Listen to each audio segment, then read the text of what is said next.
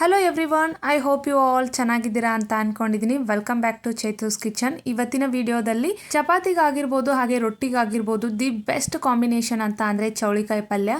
ಇದನ್ನು ಯಾವ ಥರ ಮಾಡೋದು ಅಂತ ಕ್ವಿಕ್ಕಾಗಿ ಹೇಳ್ಕೊಡ್ತೀನಿ. ಬನ್ನಿ ಹೇಗೆ ಮಾಡೋದು ಅಂತ ನೋಡೋಣ. ನಾನಿಲ್ಲಿ 1/4 kg ಅಷ್ಟು ಚೌಳಿಕಾಯಿನ ಕಟ್ ಮಾಡಿ ತೊಗೊಂಡಿದ್ದೀನಿ. ಚೌಳಿಕಾಯಿನ ಮಾರ್ಕೆಟಿಂದ ತೊಗೊಂಡು ಬಂದು ದಿನಾನೇ ಕ್ಲೀನಾಗಿ ವಾಶ್ ಮಾಡಿ ಆಮೇಲೆ ಫ್ರಿಜ್ಜಲ್ಲಿ ಇಟ್ಟಿರ್ತೀನಿ.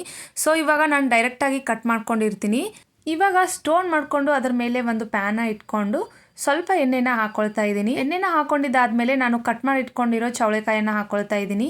ಎಣ್ಣೆ ನಮಗೆ ಎಷ್ಟು ರಿಕ್ವೈರ್ಮೆಂಟ್ ಇರುತ್ತಲ್ಲ ಅಷ್ಟು ಹಾಕ್ಕೊಳ್ಬೋದು. ತುಂಬ ಜಾಸ್ತಿ ಎಣ್ಣೆನ ಯೂಸ್ ಮಾಡಬೇಡಿ, ಸ್ವಲ್ಪ ನೋಡಿಕೊಂಡು ಕಡಿಮೆನೇ ಯೂಸ್ ಮಾಡಿ, ಅಂದರೆ ಹೆಲ್ದಿಯಾಗಿರುತ್ತೆ. ಸೊ ಹಾಗಾಗಿ ಇದನ್ನು ಎಷ್ಟು ಚೆನ್ನಾಗಿ ನೀವು ಫ್ರೈ ಮಾಡ್ಕೊತೀರಲ್ಲ ಅಷ್ಟು ಪಲ್ಯ ಟೇಸ್ಟ್ ಬರುತ್ತೆ. ಈ ಥರ ಫ್ರೈ ಮಾಡ್ಕೊಂಡಿದ್ದಾದ್ಮೇಲೆ ಸ್ವಲ್ಪ ಲಿಡ್ನ ಕ್ಲೋಸ್ ಮಾಡಿಟ್ರೆ ಸ್ವಲ್ಪ ಸ್ಟೀಮಲ್ಲಿ ಬೆಂದಂಗೆ ಆಗುತ್ತೆ.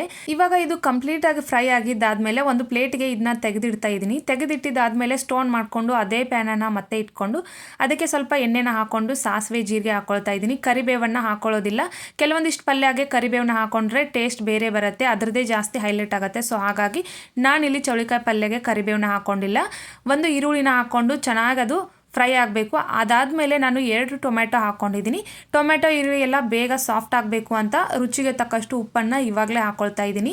ಉಪ್ಪನ್ನು ಹಾಕೊಳ್ಳೋದ್ರಿಂದ ಟೊಮೆಟೊ ಬೇಗ ಸಾಫ್ಟ್ ಆಗುತ್ತೆ. ಸೊ ಹಾಗಾಗಿ ಲಿಡ್ನ ಕ್ಲೋಸ್ ಮಾಡಿ ಸ್ವಲ್ಪ ಹೊತ್ತು ಬೇಯಿಸ್ಕೊಂಡ್ರೆ ಎಲ್ಲ ಸಾಫ್ಟ್ ಆಗಿದೆ. ಇವಾಗ ನಿಮಗೆ ಯಾವ ಥರ ರೆಸಿಪಿಗಳು ಬೇಕು ಅಂತ ನಂಗೆ ಕಮೆಂಟ್ ಮಾಡಿ ತಿಳಿಸಿದರೆ ಡೆಫಿನೆಟಾಗಿ ನಾನು ಅದನ್ನು ಮಾಡೋದಕ್ಕೆ ಟ್ರೈ ಮಾಡ್ತೀನಿ. ಇವಾಗ ಇದಕ್ಕೆ ಒಂದು 1/2 ಟೇಬಲ್ ಸ್ಪೂನ್ ಅಷ್ಟು ಅರಿಶಿನ ಪೌಡರು, ರುಚಿಗೆ ತಕ್ಕಷ್ಟು ರೆಡ್ ಚಿಲ್ಲಿ ಪೌಡರನ್ನು ಹಾಕ್ಕೊಂಡಿದ್ದೀನಿ.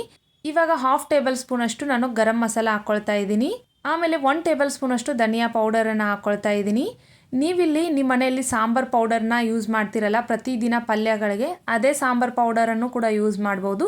ಯಾಕಂದರೆ ಎಲ್ಲರ ಮನೆಯಲ್ಲೂ ಸಾಂಬಾರ್ ಪೌಡರ್ ಇರೋದಿಲ್ಲ. ಸೊ ಹಾಗಾಗಿ ನಾನು ಈ ಥರ ಮಸಾಲೆಗಳನ್ನು ಹಾಕಿ ತೋರಿಸ್ತಾ ಇದ್ದೀನಿ. ಏನಿಲ್ಲ, ಧನಿಯಾ ಪೌಡರು ಹಾಗೆ ಗರಂ ಮಸಾಲೆ ಇದು 2 ಮಸಾಲ ಹಾಕಿರೋದು ನಾನು. ಇದಿದ್ರೆ ಇದನ್ನು ಹಾಕ್ಕೊಳ್ಳಿ, ಇದಿಲ್ಲ ಅಂತ ಅಂದರೆ ನೀವು ಸಾಂಬಾರ್ ಪೌಡರ್ನ ಯೂಸ್ ಮಾಡಿ, ಅದು ಒಳ್ಳೆ ಟೇಸ್ಟ್ ಬರುತ್ತೆ. ಇವಾಗ ಚೌಳಿಕಾಯಿನ ಹಾಕ್ಕೊಂಡು ಚೆನ್ನಾಗೆಲ್ಲ ಮಿಕ್ಸ್ ಮಾಡ್ಕೊಂಡಿದ್ದೀನಿ. ಅದೆಲ್ಲ ಮಸಾಲೆ ಜೊತೆ ಬ್ಲೆಂಡ್ ಆದಮೇಲೆ ನಾನಿಲ್ಲಿ ಒಂದು ಲೋಟದಷ್ಟು ನೀರನ್ನು ಹಾಕ್ಕೊಳ್ತಾ ಇದ್ದೀನಿ. ನಿಮ್ಮ ಪಲ್ಯಗೆ ಎಷ್ಟು ಅವಶ್ಯಕತೆ ಇರುತ್ತಲ್ಲ ಅಷ್ಟು ನೀರು ಹಾಕ್ಕೋಬೇಕು, ಅಂದರೆ ಅದು ಮುಳುಗೋ ಅಷ್ಟು ನೀರನ್ನು ಹಾಕ್ಕೋಬೇಕು.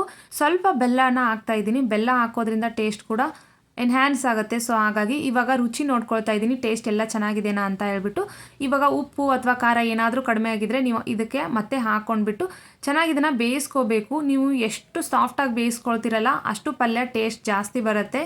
ಇವಾಗ ನೋಡ್ಬೋದು ಒಂದು 10 ನಿಮಿಷ ಬೇಕಾಗತ್ತೆ, 10 ರಿಂದ 15 ನಿಮಿಷ ಇದು ಬೇಯೋದಕ್ಕೆ. ಯಾಕಂದರೆ ದಪ್ಪ ಇದ್ದರೆ ಚೌಳಿಕಾಯಿ ತುಂಬ ಟೈಮ್ ತೊಗೊಳುತ್ತೆ, ಎಳಿದಾಗಿದ್ದರೆ ಬೇಗ ಸಾಫ್ಟಾಗಿ ಬೆಂದೋಗುತ್ತೆ. ಟೇಸ್ಟಿ ಆ್ಯಂಡ್ ಹೆಲ್ದಿ ಆಗಿರೋ ಚೌಳಿಕಾಯಿ ಪಲ್ಯ ರೆಡಿ ಆಯಿತು. ಐ ಹೋಪ್ ಇವತ್ತಿನ ವಿಡಿಯೋ ಎಲ್ಲರಿಗೂ ಇಷ್ಟ ಆಗಿದೆ ಅಂತ ಅಂದ್ಕೊಂಡಿದ್ದೀನಿ. Thanks for watching and bye bye.